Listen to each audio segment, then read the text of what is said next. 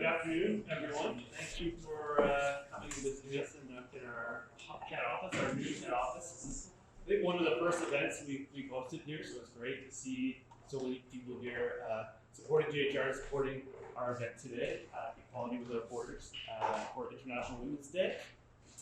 We've got a very great panel of our JHR colleagues today. We're going to be talking about the work that JHR does around the world related to women's rights, but also, and I think we don't do this enough in general, just take a moment to think about the people who do the work and celebrate the people who do the work and who are leading the work that we do all around the world. So really honored that we get to showcase all of you guys here today, and even more honored that we have Christina Tenaglia, journalist that you recognize from CTV, I'm sure, but more importantly, someone who's also on the front lines of the work we do at JHR, has been a fellow with us, who has trained journalists, who has talked to them about covering human rights issues, women's rights issues, and has a really first-hand understanding of what we do. So we couldn't have a better person kind of hosting our panel today. So without further ado, I'll pass it over to you, and thank you, everybody. Thank you so much. Thanks, everyone. Happy International Women's Day, everybody. And thank you to the women and gentlemen who are here today, and to our esteemed panel. And as Bill said, I spent 2021, it was the pandemic, working with teams with Aisha and Nasreen in Kenya, in Tunisia, and in Turkey. And the focus of the program at the time was women and girls. And even though there's women in the program, there's men in the program, what I realized is a lot of the, women's rights are human rights, and the issues that so many journalists tackle in the countries that JHR works in, really the focus is women's rights. One of the young journalists I continue to chat with, she's based in Nairobi. I wrote a reference letter for her recently for another fellowship, and I said, tell me some of the work you've been doing recently. And she said, at GM, female genital mutilation stories. So that stories on, she said, defilement, that's sexual assault. She said sexual harassment. She said conflict in communities, which also often leads intimate partner violence. Like it all involves women. The other thing I want to say is, I always think of the slogan, mobilizing media, changing lives. And the work JHR does not only changes the lives of the journalists they work with, but the communities, right? Many of the counties, the cities, the brave communities. And this program changed my life as well. I'm a better journalist for it and a better person for it. So thank you so much. I'm going to introduce everyone we have here today, the wonderful team at JHR. I'm going to start here. We have Nasreen Abusalta, everyone can say hello, the manager of international programs, who had the pleasure of working with teams in Tunisia and Turkey. We have Aisha Tori, who is the director of African programs, who I had the pleasure of working with on teams in Kenya. Actually, I should talk a little bit more about you. I'll introduce you. Let me go back here a moment. Everyone has such a impressive resume. So Nasreen, like many of her peers here, spent many years, she's a seasoned development professional, more than 10 years of experience working in programs that include emergency response. She's obviously a proven communicator. She's led many projects, of course, throughout North Africa and the Middle East.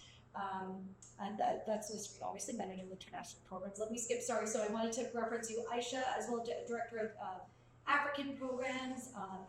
Aisha's bilingual, holds a master's degree in public policy and international affairs from York University. Like everyone on this panel, a broad interest in human rights, and has worked with organizations in North America and Sub-Saharan Africa as well. We have Jordan next, who I had the pleasure of meeting today, director of domestic programs, because of course the work JHR does is international, but also here at home.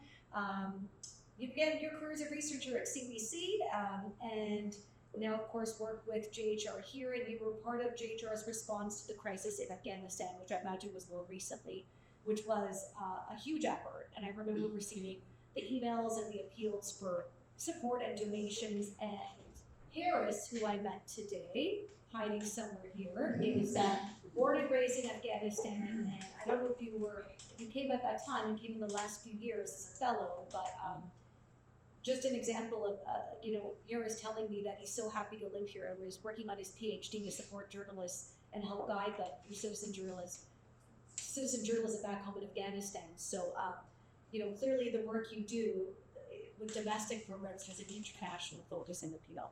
And then we have Janine DeVries, Director of Policy and Research. Of course, when we take a look at journalism and its relationship to policy, I mean, the goal is to bring about change, right, as the slogan notes. And that's something when I think about some of the work, some of the journalists were working toward in Kenya at the time when I worked with Aisha, there was an election coming up. And one of the big issues was more female representation in government. And that was a challenge. And it's something some of the journalists I worked with did stories on about trying to get more women elected to public office. So Janine, and thank you, Janine, of course, everyone has an international experience and of course, a dedication to interest in human rights. So thank you, everyone, for the esteemed team here at JHR. Okay, so we're going to chat, obviously, about women in some of the programs. And, I started off by saying Happy International Women's Day, but as these women know, there's a lot of work still to do. And every year I look at these numbers, and there continues to be around the world, and even here in home, a gender wage gap, right? And I'm someone who just had a baby and I'm on maternity leave, and I've learned firsthand the impact of, you're off work, you don't get your raise, you realize that as much as there are programs for women, and we live in an amazing country where we get long mat leaves, there's programs for women, but the society hasn't been designed for women or for mothers, or even for female journalists. I can't tell you the number of women in my newsroom who, at around age 35, they start having kids move on because the organization, unfortunately, they feel is not set up to allow them to thrive. Okay, so I want to talk about the work you all do and also the work that needs to be done. So first, I'm going to start with Ms. Reid. You could talk about the role of women in leadership in the countries you work in, maybe where there's still a gap, like with the work that still needs to be done. Because the work you've all done is so great, but it's ongoing, right? There's still more that needs to be done. And where's the gap? Where does that gap need to be bridged? Yeah. Hi everyone, happy International Women's Day for all the women and all the men who are supporting women today. Yes, we can see the gap every single day in different countries and in different levels when it comes to gender equality between women and men in different aspects. And we can see the gaps because of different reasons. Obviously, comes to cultural barriers, some political reasons in all different countries, and some gaps in capacity building between men and women in different countries as well. So what we believe today as the role of women leadership that women lift up again. So this is what we really meant. The women are the most important supporters for other women, and the women understand other women needs to anybody else. So while we appreciate other men's work and women understanding and used to fight for women equality, we believe that women can lift women. They can design better programs for women empowerment. They can design better programs for women education, women health. They do not need extra lenses to understand other women's needs. So I think that for decades, women empowerment was led by men. Many organizations, many human rights organizations in different countries were led by men. So there was a gap in understanding and designing programs that we go in different countries and we see we work with them more than women on women's rights. And that's somehow making these programs gap things to the better understanding of women's needs. As you have just mentioned, the designing of everything wasn't for the first place, not able to understand mother's needs, your life needs, women with different needs, Single women, vulnerable women, women, aging women, women with disabilities, single moms, all of these different women with categories. Actually, one of the things I remember speaking with some of the women in Kenya are the challenges. Even if our woman wanted to get pregnant and have children, was a journalist. I was just sharing this story with someone, her story of a woman saying, her boss, who was a man, said to her, well, now you're useless to me. You're pregnant, you're having a kid, you slept on your job. You did this, and what am I going to do with you now? And again, the needs that young female journalists or employee are not being met. The idea of how can we help someone to thrive is not even, or help support them is not even a question. So maybe you can speak to not only some of the optimism, because we do want to highlight the work JHR does, but some of the challenges and gaps with the teams you've worked in, especially when it comes to, and I want to say you touched with the journalists you've worked with, and this happens all around the world. It happens here. Female journalists, particularly female journalists of color, the racism, the harassment, the gender-based violent threats they receive on social media is about the pandemic as well. So what is what's something that you're optimistic about, and what are the gaps? Okay, then I will just go back to the issues that you mentioned, because a lot of times people put the onus on some issues on the individual, but the problem is not just on the individual, it's also the institution and the system that supports those systems of oppression. And what I like about JHR is that we also tackle the systems, the institution, not just the individual. Like a woman can do everything that she's supposed to do, graduate from high school, go to university, apply for a job, get the job, and then when they start working, they're working under, I will say, very harsh working conditions, like being sexually harassed on a daily basis. Your opinion is not taken into consideration. You are undermined. Your achievements are undervalued. So at the end of the day, it's not just about women, it's also about this institution that support this kind of treatment of women. So for me, I find what I like about JHR is that we focus a lot on the institution, because we understand it's not up to the individual. We have to dismantle the system of oppression in order for women to thrive in the workforce. Because a lot of women join journalism, like in places like Kenya, but they end up leaving after a few years because there's no career progression, and you still have to deal with sexual harassment, long hours, and the men will say, oh, women are not as ambitious, they're not as hardworking. When they get pregnant, they want to leave, but you're creating the conditions that make it impossible for women to survive or thrive in the newsroom. And that's something that we've done, and I'm very proud of in Kenya, is that we work with the few stakeholders. Once again, at JHR, we always work with local stakeholders because we understand local problems require local solutions. So we just provide a platform for all the stakeholders to come together and discuss this issue.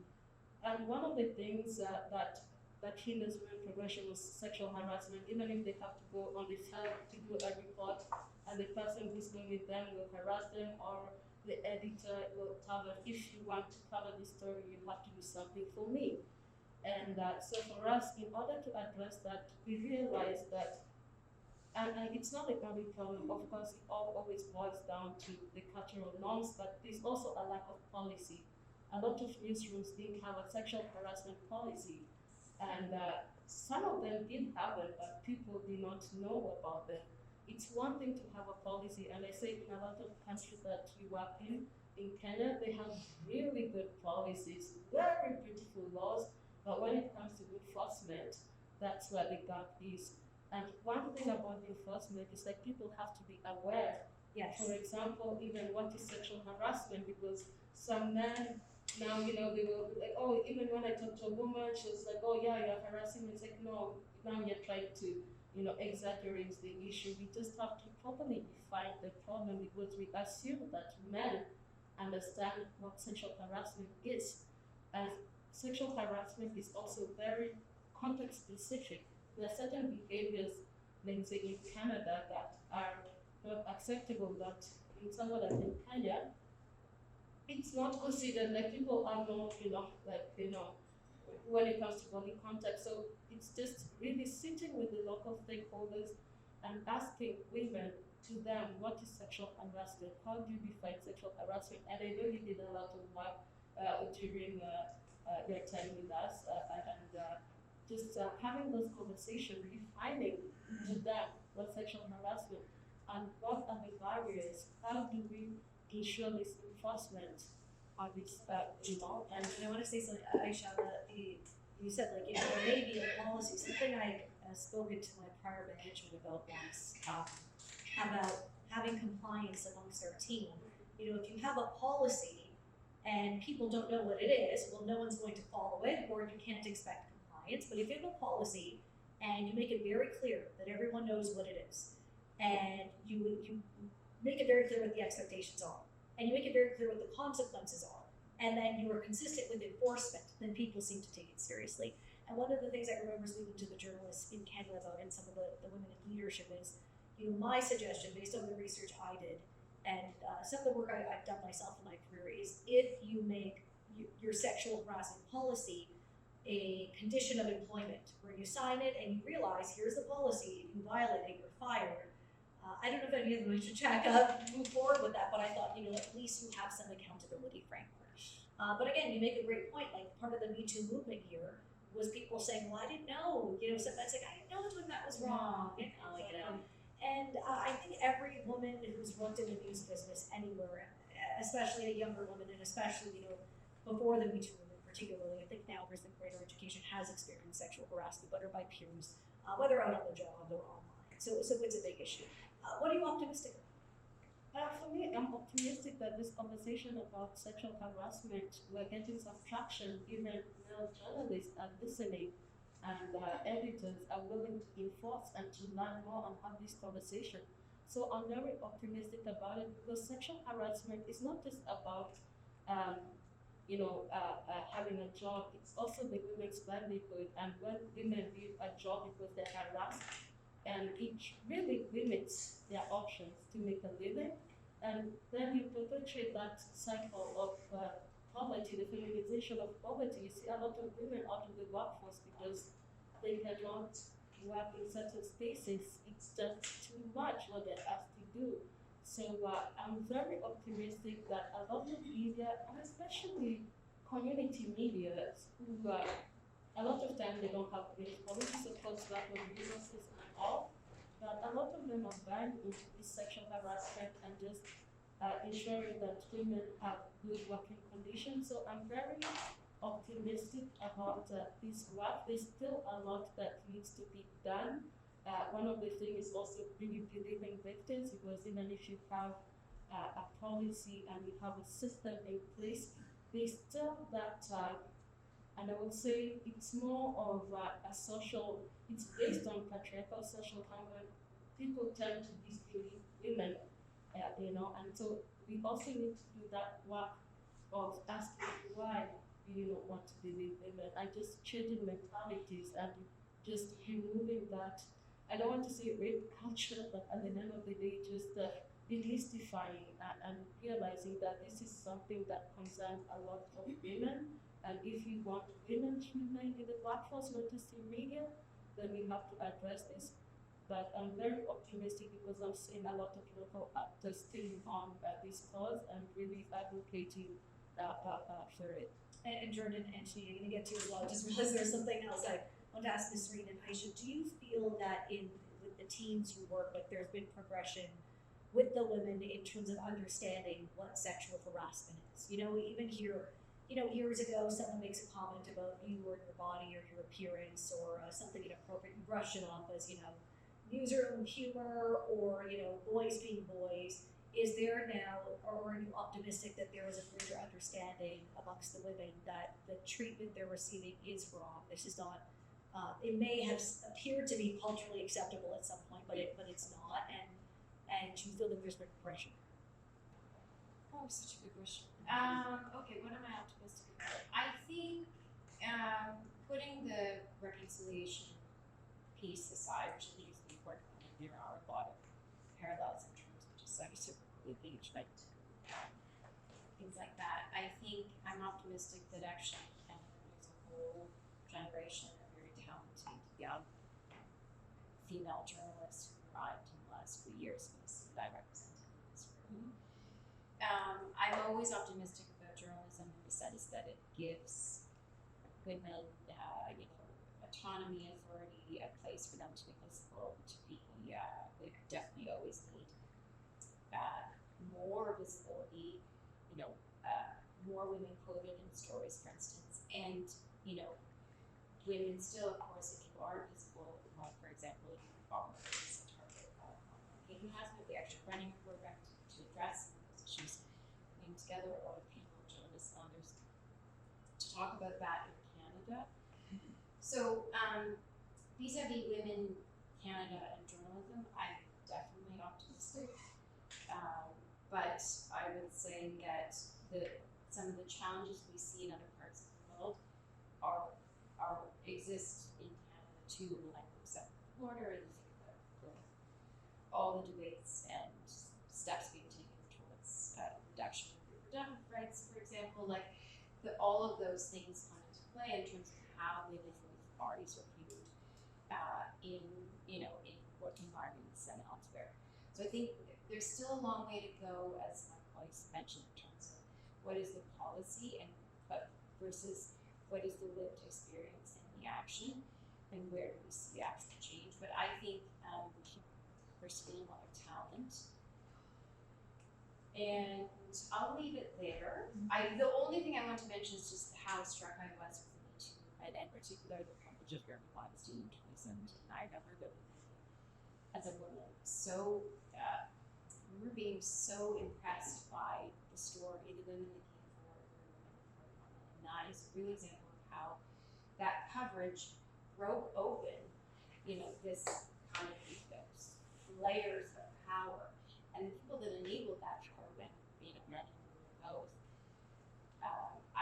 That was 7 years ago I realized, because I remember my daughter was 1, and I'm curious to see, how much progress we've made since then. But I do think that's the power of journalism, both in women who are able to come forward and tell their stories finally, and to be listened to and believed. But the kind of courage and passion to do that with work shows how we can dismantle these power structures through journalism. I think that's what it is. And this is a conversation I was having in this room. Being a journalist here in this market is very discouraging. I feel like it's never been worse. There's been stories done in a number of publications, like The Atlantic and The Bourse, and similar publications. The Atlantic, at least, about if you thought journalism was dead before, now this time it's really happening. It's like the LA Times has had Sports Illustrated, Vice, CTV News, but I just try and remind myself of stuff like this. And you talked about the journalist from the New York Times who wrote the P2 story. This is a great transition to Janine in terms of what a shift in policy and perhaps, in terms of organizations, the things that they took seriously that they didn't take before, from employment, as employers, that they recognize that, we can't, certain things. I actually remember being, after Me Too, a colleague of mine saying something inappropriate to me that immediately said, that was wrong, I should have said that. I apologize. And me knowing that apology, it would have been a little bit more acceptable or considered a joke years before.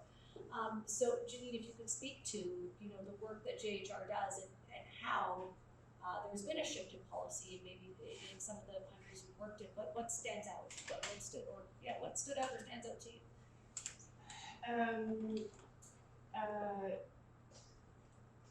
The problem at the moment is, of course, that there's such a pressure on media freedom and human rights impacting democracy. So that is the big context that we're working in, which makes it harder. But you do see the allies for media freedom and human rights standing up and trying to invest in these things more, which is very, very much needed. So, and especially for women journalists.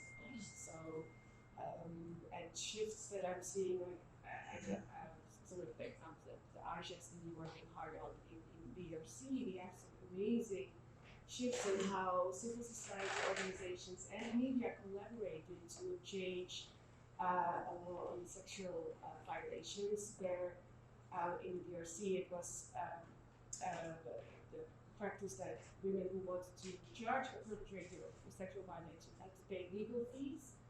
And with this coalition of civil society and media organizations, it took a number of years. These changes don't happen happened very quickly, but they were able to waive those fees. The law has been signed this year, or last year. It's incredible. Congratulations. And that's actually a real concrete result to some of that too in the DRC. Women and men in that team. But congratulations, this is why I think, when there are these moments of why do I still do this, and I didn't have a lot of those. I think everyone has those thoughts in any kind of industry they work in, but I think, the journalists that I'm peers with, they've never felt so demoralized and discouraged. But when you hear these examples and you recognize the impact and the changes being made in a way that, journalists being true to power, there's so much. They're like the Me Too movement. There's so many stories that I was chatting with someone here about. There's a lot of, there's a lot of sort of citizen journalism on social media and TikTok, but the TikTokers aren't exactly breaking the. They're not getting the Me Too story. They're not getting the alleged sexual assault amongst the World Junior Team Canada hockey team. Like they're not doing that kind of legwork. Like yes, there is some excellent work being done in the world, and we've seen that in the Israel-Gaza conflict. But some of those traditional methods of journalism, and the Star used to have. I think they still do this. They used to have this slogan: "The Star gets action." When it was work that they did based on their journalism, that there was a shift in policy or a change in policy because of the work they do. That's the world of journalism. So that's incredible. Congratulations to your team. Sorry, I didn't mean to step in there, but where's the gap that you think when you see around the world in policy? And we know that there's so many in terms of the countries you work in, but what's something, Julie, that you want to bring top of mind here to this room today? Well, what I just referred to as well, it's very concerning, like how autocracies are getting stronger, how they are able to use technology and lack of faith in democracy and human rights to become stronger. You have to study for that will be very destructive for women, for everyone, especially for women. So that's a big thing. But we do see people standing up against that. We see, and this is the thing, and what JHR is trying to increase, and what we're also learning as an organization is how collaborating between different sectors, different organizations in society, media, civil society organizations, authorities as well. You build allies, and you can create movements to bring about changes in different contexts as well. And then this is great to transition to my next question about how the journalism, the journalists you work with specifically, the work they do, how is it advanced gender equality or made things more equal for women in the countries and counties and cities you work in? I remember, Aisha, when I worked with Settling Canyon journalists, female genital mutilation has been illegal for, I can't remember how long, but quite a few years now. And it's an underground practice that's still taking place, or women are brought to neighboring, I think, countries, right, for this cultural practice to be carried out. So even though there's progress in terms of legalities or policy, sometimes culturally, there is the shift hasn't taken place. So what would you say, is there a story that stands out or work amongst some of your groups, particularly in the last year, where you went, wow, that had impact? I'll start with you, Spring, we'll go right to left here. Is there something that stands out where you think, what, that really made a difference? Like the example Janine gave in DRC. Women, understanding women, designing more program regulation and policies for women. When we advanced women representation, for example, in Tunisia last year, we ended up to advance women with disabilities representation in the elections in Tunisia this year. So this is how it works. Like when women advance their positions in leadership, they also lift other women with them. And that's this progression and this progress when we are building up. Yes, this is what I have to start with. And there's more voices too. More voice, exactly. So when more women became members of parliament in Tunisia, more women with disabilities member. And also and that's why, because more women voice they will always are talking about that. They understand the situation very well, and they know how to represent these stories. So it all started with female journalists who represented candidates, and these candidates represented more women to be part of the presidency here. So it's It's a something ripple that is effect. exactly it's a cycle of this cycle that starts with women and goes with more women and with more male allies as well. So this story, like this year, when we advanced the representation of women with disabilities in the parliament, was very like it's very close to my heart because like I have started that from the beginning with JHR couple of years ago, and today we're seeing more progress this. And we have already started working with other vulnerable groups to how to advance their voice, how to advance their representation. So this one of the examples that I love to talk about because it's simply saying how JHR and like when we advance each other, when we lift each other as women, we support each other, we have deserve position. And in terms of it being cyclical, the cycle continues. I mean, if there's more women in public office, generally, they're focused on some women's issues, whether it's, advancing women's rights when it comes to things like, the rights of mothers or women of color, women with disabilities, and then there is in turn more storytelling amongst journalists about these issues because they're brought up in a more in a public forum or in the legislature, for example. And Aisha, for you, I mean, what stands out in terms of the journalism having an impact or helping to advance gender equality? And I just want to add one other thing when we talked about women's voices. Something Jordan said, in terms of like even having votes. There are times we go out and do a bunch of interviews and I have to send them back to the team and they put a bunch of them together for me or they put together a bunch of clips. And I said, I can't use those three together. And they say, why? And I say, well, let's screen them, and I made sure I got a woman and someone who is a person of color here in the city. Women, men, person of color in the city, you need a representation. And, sometimes that may be more challenging than others, but when you gather those elements, then you need to make sure it's reflected in your storytelling as well. Sorry, Aisha, I just want to say, I mean, how have you recognized an advancement in terms of gender equality when you take a look at the journalism and the storytelling? Okay. So for me, even before I get into specific, just at the most granular levels, having women telling stories, producing stories, I find that is really amazing because for the longest time in history, throughout history, women's stories have been told through the male gaze. Like the stories we know about women is what men perceive about us. That's why you have these enduring stereotypes as women are the weaker sex. And for me, it's very important for us to have that narrative sovereignty, if it makes sense. Just having women reclaiming their narratives and telling their stories. Because at the end of the day, we are storytelling fiction. Stories shape our perception of reality.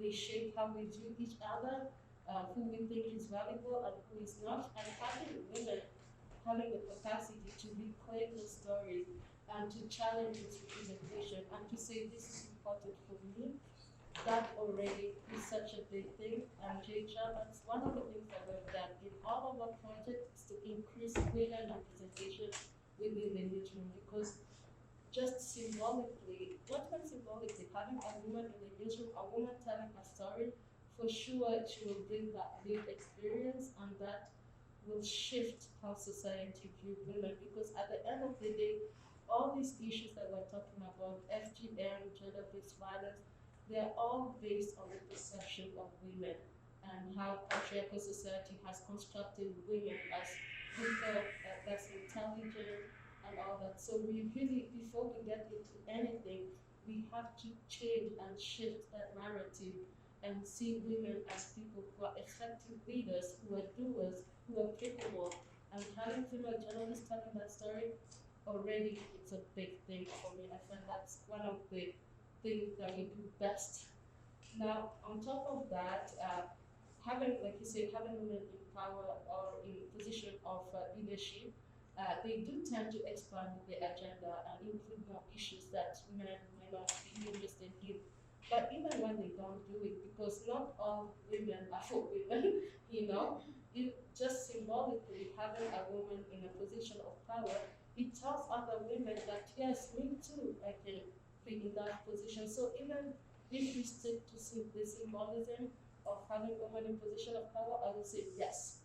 That's amazing, and that's something that's been done in a lot of protests, just working with different stakeholders to give women the capacity, or I won't say them to empower them, I don't like the word empowering, but really provide the tools so that they can feel capable of, you know, occupying those positions. Because a lot of times, while we do not see women in position of leadership, it's like women tend to have less access to training, they have less access to resources, they have less access to so many other things that hinder their career progression.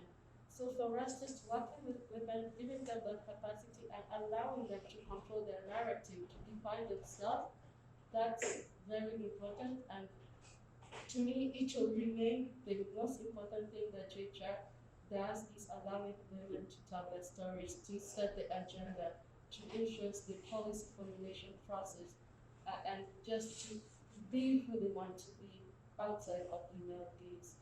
Thank you for that, Esther. What I want to say as well is one of the things I thought about several years ago when I was applying for an opportunity with JHR. I remember saying, I remember reading about something, it was a term called parachute journalism. It's certainly in other countries around the world. And at the time I wrote a paper on DRC that journalists, they don't care for, nor do they want, I know what they want is, of course, white North American journalists parachuting into their region, telling them how to tell their stories. And I've always felt that, and this is part of the work JHR does, the best stories are told by, people from, it's like I said to the journalists in Canada, like, you're the best candidate to tell the stories of your community, for sake of your country. And me being here, I consider this an exchange. I'm not here to show you what to do and say, look at me, this North American journalist, a white woman with lots of experience. I know best. That's certainly something I would never want, nor would I ever do. The goal, I always felt it was an exchange of information. I learned so much from the journalists I worked with. On as part of my fellowship, and I said, I exchange what I've learned. You exchange what you've learned. We teach each other. We share best practices. But it's so important that stories are told by, again, stories about women are told by women. Stories about people of color, indigenous people are told by people from those communities. Not that there can't be stories told by men about women or vice versa, right? But there is sort of a sensitivity that someone with lived experience brings to the table, and they can do so objectively sometimes too. There's almost a different tone to the work. Jordan, if you could speak about here domestically in terms of gender equality and storytelling is something that stands out.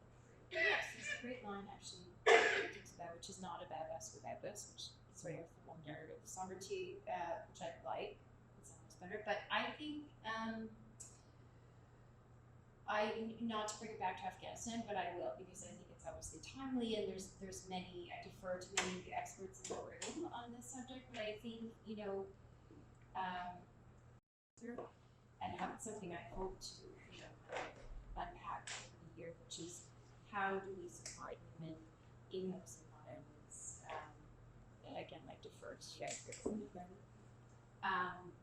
These are questions that I think are of interest to us, that are ongoing, right? That don't have easy answers, that don't have easy solutions, that, we always want to be cautious about ableness being on behalf of all, right? The whole idea of international. It's a good thing, but the patriarchy is very much alive. So, how do we then reflect other women's experiences in a way that I would say it's a rhetorical question, but it's an ongoing question that doesn't have an answer. So it's something I look forward to talking to women about, because it's very much top of mind for us if you don't have access to opportunity, it's not that you don't have expertise or capacity, it's those barriers that are systemic and that have been changing environments. Not to say they can't change, but that it takes time. So these are, it's a privilege to explore these questions. They're also really important. And it's interesting you say that. I always think about when I was getting second with the teens in Kenya, I was concerned, but I thought we might not have a lot in common in terms of our experiences in newsrooms. And then I realized, well, one of the items that I showed wanted me to chat with the teens about was sexual harassment. And when I chatted with them, I realized, yes, like sexual harassment has been more so has been than it is now. It continues an issue here and an issue there, but the challenges are different, but the theme is the same. Like I don't know anyone here where their boss said, "Oh, you got pregnant and you're wasting my time now. You slept on my job. You slept on your job. What am I going to do with you?" Which is something that a Kenyan journalist shared. But here, women do feel like, like I'm losing career opportunities, and now I'm not getting this assignment or this because I have kids or I got pregnant. And, like the theme is there, but the experiences are very different. And that was interesting for me. Yes, I just like to comment on that. Just say that what's unique about JHR, I have learned that from a session that I have spent with Lebanese journalists in 2022, where the focus was about understanding what's different about their experience with JHR. That was very interesting. And all the female journalists agreed on one thing, that JHR provided an opportunity for female journalists with no exchange of anything. We did not ask female journalists to be anything or to do anything in exchange of this opportunity. it was, the goal was just Empower them. right, and to be yourself. We were so surprised, like I was personally shocked how far such an opportunity led those female journalists to go. All the topics that they have went by themselves and researching, were digging in to find information about and to report beyond JHR. Yeah, It's just like we did not ask them for anything except being journalists and who they have and who they report. That's it. When I asked all of them what's different about JHR program, they said like, you did not ask us for anything. And I was surprised that all of them agreed that they have experience. And I feel like not very happy talking about that. Like they have experienced situations where they have been asked to do something. Like you mean like It's like a just sexual exchange or something? yes, Like something there was some to level look like of coercion, something, yes. organize with someone, Yes. to have a dinner with someone, and we're just to get an opportunity to report or to be trained or to get like a fellowship or something like that. And I was like, oh my god! Like, and we had like female journalists from all like the whole country, different regions, different religious backgrounds because Lebanon is very has different religions and sects in the country. So like all of them agreed that they have faced that. They have faced that, and that was so painful for me as a woman, to hear that. Like, oh my god, like it does not take anything for organizations or media outlets or like those who are in leadership to provide this. This is the minimum. This is the very, very minimum. And it's interesting you said that. I've always felt that it just takes one person to give you a shot or believe in you, to allow you to, or one person to give you an opportunity. I've seen it in my own career where it kind of does this, and someone comes along and believes in you and gives you a shot, and sometimes, and that it's all it takes. And I think that's why it's so important, like you said, to have women in leadership. That's important other women, which, as you noted, is not always the case, unfortunately, sometimes. But if it is, women can thrive. And it's interesting, that there's the other thing I've often said in my career too, and I think everyone has had this at some point where someone said, "Oh, maybe you're not cut out for this. I don't see you doing that. I don't think you're up to par." And I always say, you don't know what someone's capacity is.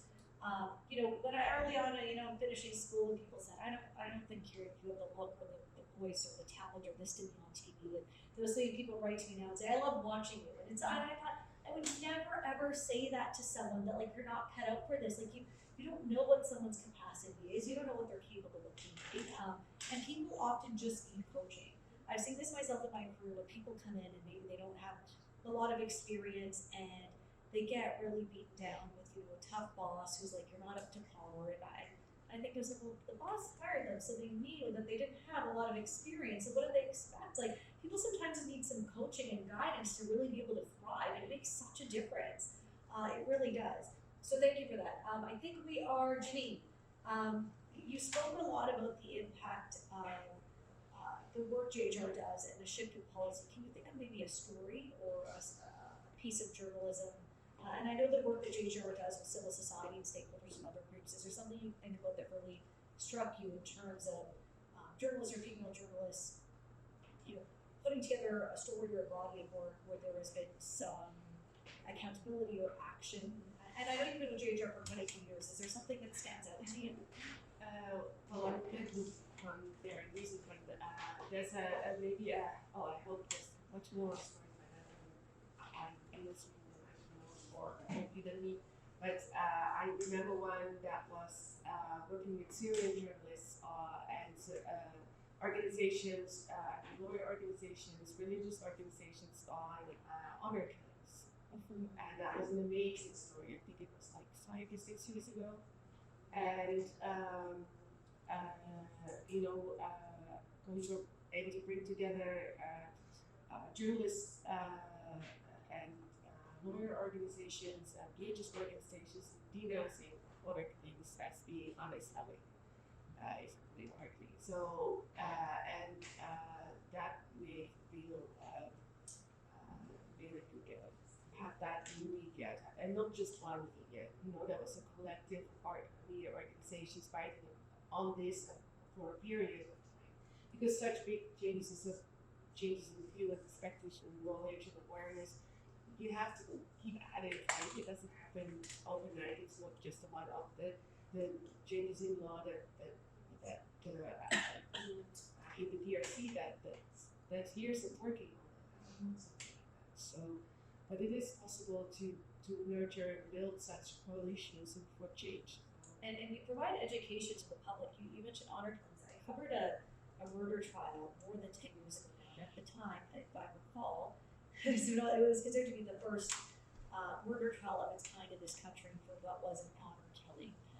It was the Shafia family, and the father, his wife, and his son were convicted of killing in what was an honor killing at the time. His other wife and his 3 daughters. And I remember that part of the storytelling is, what even is this? And that factors into gender-based violence as well. And I think there's a certain level of education for the public in this type of storytelling too. And also, again, when you bring awareness and education, often it creates at some point a shift in policy. Politicians pay attention and others need other stakeholders. So thank you for that. And I also just realized, thank you to Harris for this, but I logged out somehow. But I know there's some topics that he wanted me to touch on. But one of the things that I'm used to working with as a journalist, we have a great group of people in this room here. Have any of you, I imagine, have benefited from, as women, from the work that JHR does? Can you share with us your name and who you are, and maybe I know this is being screened somewhere, so maybe you could just share with us who you are, your name, and where you're from, and how you've been impacted. Sure, thank you so much. Thank you. That's a great question. Thank you, John. And I don't know if it's a good word to say congratulations while we see a lot of persecutions going on in Afghanistan and Iran and many other countries on that side of the world. But it's very important to celebrate and once again remember how far we've come. I'm sorry, your name is? My name is Zahala Hat. I'm a journalist from Afghanistan. I came to Canada in January 2022. I used to work as a women's affairs journalist with the BBC in Kabul for many years. And after coming to Canada, I became a journalism fellow at Massey College at UT, and now I'm JHR fellow, and I work as a journalist with Saturday in Central. Congratulations to you, which is of course a women's publication. Thank you. So So in terms of your question, like, how I benefited, like JHR did this incredible initiative offering 10 fellowships to 10 journalists who are in exile in Canada. And through this fellowship, the journalists get to work with Canadian newsroom for 1 year, which they get a Canadian experience, they get to know the office and how they work. But also, it's very important to have journalists from that part of the world to tell their stories. As many of the distinguished panelists also mentioned, it's very important for us to tell our own stories.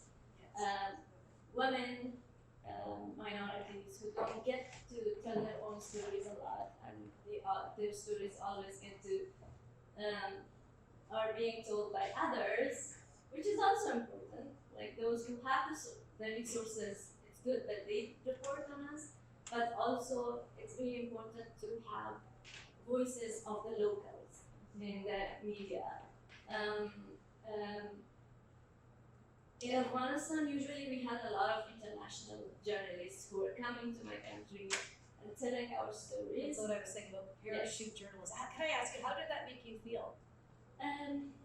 Well, being unable, being not having the opportunity to tell our own stories.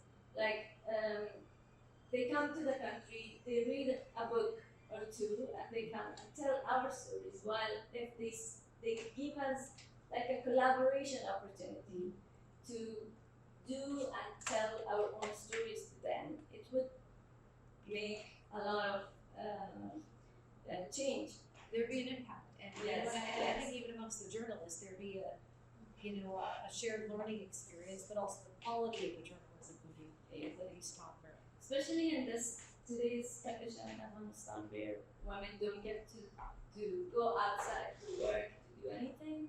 I think it's very important for us to give them an opportunity to tell their words, their stories through us.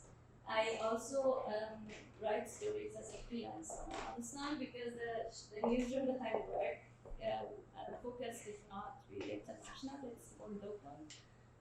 But I still continue writing about Afghanistan as a freelance to different publications. And I have a lot of local journalists approaching to me, like, I have a story, do you have any resource that I could use?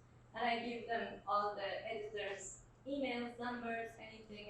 I introduce them to them and tell them, of course you can. And fortunately nowadays, there is a big change, I think, from when I started. And I didn't start really early, but I started in 2017 as a journalist. Back then, we didn't have a lot of access to international journalists. But nowadays it's changed because people, I think, really have to realize that how important it is to listen to local stories, to tell their stories through their own perspectives. And it makes a lot of change. I think one of the problems that was with Afghanistan's issue is that I think in the West, when I came here, many people don't understand the story of Afghans as it is. They believe it as the Western media show it. Like nowadays, now they are, whenever I go to somewhere, they ask me, so I heard majority of the people like the Taliban. I'm like, if it's like that, I wouldn't be here. Like, what would I do here? And leave out my life back in the country. Can I ask you, I know my time is limited. Can you share your name once more? Zahal. Thank you for sharing that. Can you maybe share how your work with JHR, your opportunity with them? Do you feel more equal as a woman? I mean, coming here and working as a journalist, do you feel there's been progress for you? of course, for me, myself as an individual, it's a big support, and I'm lucky to have that opportunity.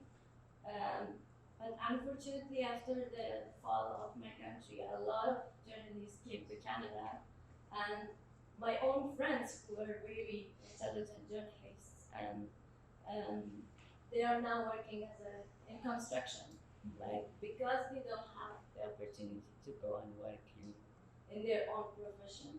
And I think what JHR is doing is a great job, but I think it's not sufficient.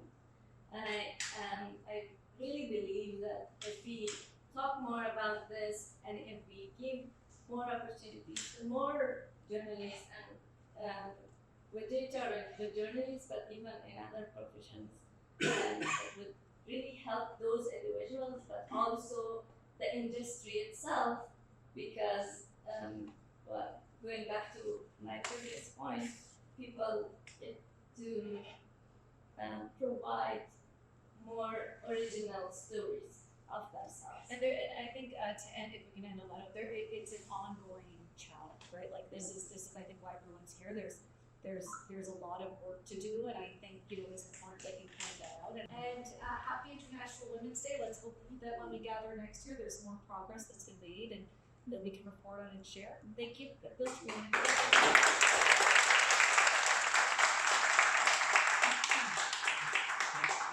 Things to say. First, Christina, thank you so much. We're so grateful that you're in our network and that you donate your time to help us, and look forward to asking you again in the future. Secondly, our panel here, I just want to point out that all the work that JHR does around the world, all the journalists we train, all the policies that get changed, all the stories that get produced, it starts with the work of these 4 leaders right here, and we don't get an opportunity enough to kind of shine the light on our staff, and I'm really happy and thrilled that we've got that opportunity today. So it's an honor to work with you, and thank you for sharing all of your insights today. So thank you. Thank all of you for coming, particularly those in the Afghan community, particularly those journalists that have worked with us. We're really grateful that you're here as well. And we're going to have a little bit of, we've got some coffee left, maybe a few pastries, so maybe a chance to get to know each other and talk. And the last thing I'll say, and it's a point that Janine really stressed to me when we started talking about holding an event here, is for International Women's Day, is that the topics that we talked about today and that we discussed today, they don't end when International Women's Day ends. They continue, and that's really the work that JHR does, and the work that these leaders do. And we're going to continue, and we'll get up tomorrow morning and start it again. But it's nice to kind of pause and talk about the gains so far. And like Christina said, next year we'll come back and see all the improvements we made. And I think hopefully we have some exciting announcements in the next couple of months that will help us towards that goal. So thanks everybody for coming, and have a great day. Have some coffee and some pastries.